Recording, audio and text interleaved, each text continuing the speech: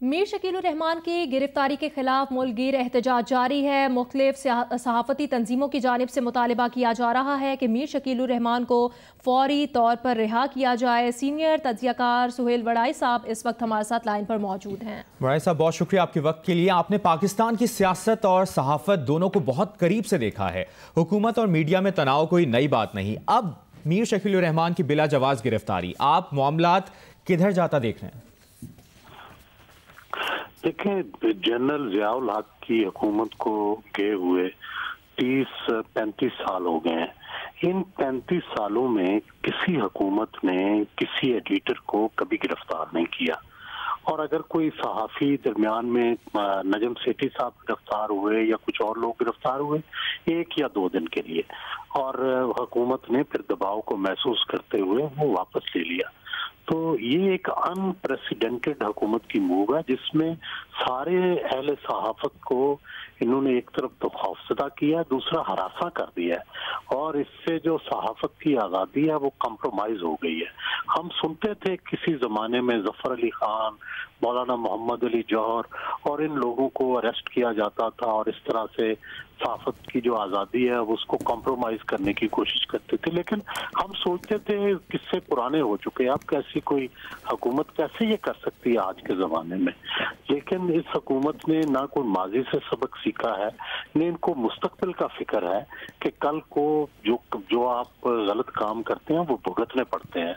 تو اس کے باوجود انہوں نے یہ اقدام اٹھایا ہے، جتنی جلدی اس اقدام کی نفی کریں اور میر شکیل الرحمان کو رہا کریں، وگرنہ یہ تاریخ میں ان کے سیاہ صفحات جو ہیں ان پہ لکھے جائیں گے، اور عمران خان اور حکومت کے لیے اس کا جواب دینا مشکل ہو جائے گا مستقبل میں۔ اچھا سہیل وڑائی صاحب، یہ کہیے گا 34 سال پرانا یہ پراپرٹی کا لین دین کا معاملہ ہے، اور اس پر ابھی تک کوئی کیس بھی رجسٹرڈ نہیں کیا جا سکا، اور یہ کیسا قانون ہے؟ کیا ان کو اتنی دیر حراست میں رکھنا، گرفتار رکھنا یہ جائز ہے؟ میرا خیال ہے کہ جو یہ نیب کا قانون ہے یہ ہے ہی غلط، کہ دنیا میں میگنا کارٹا جو تھا آج سے کتنے 100 سال پہلے آیا، جو اس میں انسان کو حقوق دیے گئے تھے، جو کانسٹیٹیوشن آف پاکستان میں انسانوں کو حقوق دیے گئے ہیں، وہ سارے نیب لا کے ذریعے چھین لے گئے ہیں۔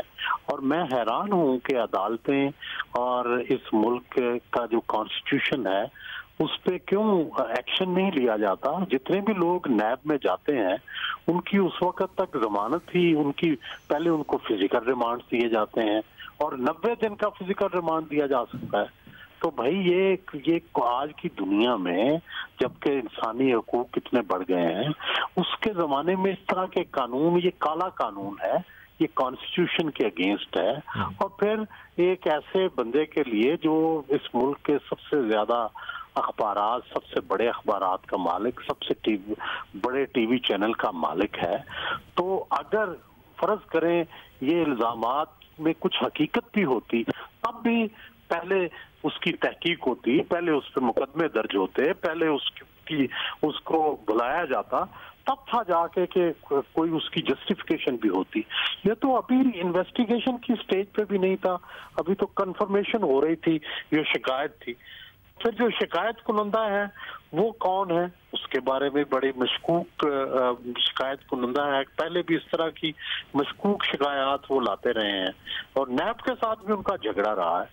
تو یہ ساری چیزیں اس طرف نشاندہی کرتی ہیں کہ میر شکیل الرحمان کی جو گرفتاری ہے وہ انتہائی ناجائز ہے، اور فیوچر میں ہم سب اہل صحافت کو، حکومت کو، اہل قانون کو اس کا جواب دینا پڑے گا کہ یہ ہماری آنکھوں کے سامنے ہوا، اور ہم اس پہ کھڑے کیوں نہیں ہوئے، ہم نے اس کا نوٹس کیوں نہیں لیا۔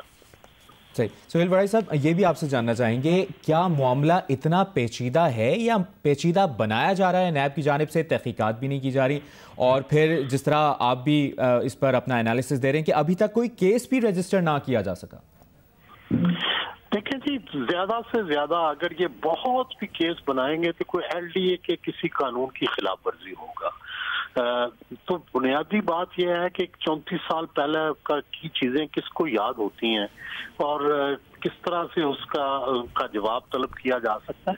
बुनियादी बात तो यह है कि देखना ये होगा कि एक अखबारात कब या तो हो कि नैब को पता ना हो कि वो अखबारात के मालिक हैं, या नैब को पता ना हो वो टीवी के मालिक हैं, और जो माजी करीब में नैब के हवाले से टीवी और अखबारात में आया वो तो सीधा सीधा रिएक्शन बनता है उनका कि किस तरह से आप नैब ये इकदाम कर सकता है, क्योंकि नैब के बारे में कुछ चीजें टीवी में और अखबारात में आई और ये उनका सीधा सीधा जवाब है, यही कोर्ट पे भी कहा गया।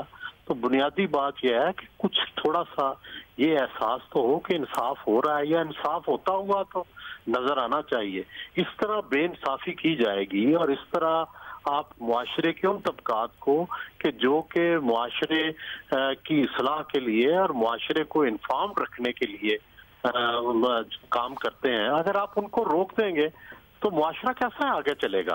क्या हम सब ने ये तय कर लिया है कि मुआशरे को आगे नहीं चलने देना? क्या कॉन्स्टिट्यूशन जो है उसकी अमलदारी नहीं रहनी? क्या हमने स्पेशल लॉज के जरिए और डिस्क्रिमिनेशन के जरिए जो इस मुल्क के बाशऊर लोग हैं उनको रोक के रखना है ताकि कोई आज़ादी की रमक, कहीं फ्रीडम, कहीं लोगों तक इत्तलाआत की रसाई उसको बंद कर दें? ये जाहिर है ये चल नहीं सकता। और जो भी ये कर रहा है उसको इसका नतीजा भुगतना पड़ेगा, ना उसको तारीख माफ करेगी ना लोग माफ करेंगे। ठीक है, मीर शकील उर रहमान की गिरफ्तारी पर सहाफ़ियों का मुल्क गिर एहतजाज जारी है और इसी पर अपना तज्जिया देने के लिए सुहेल वड़ाई साहब हमारे साथ लाइन पर मौजूद थे। सुहेल वड़ाई साहब, आपका बहुत शुक्रिया।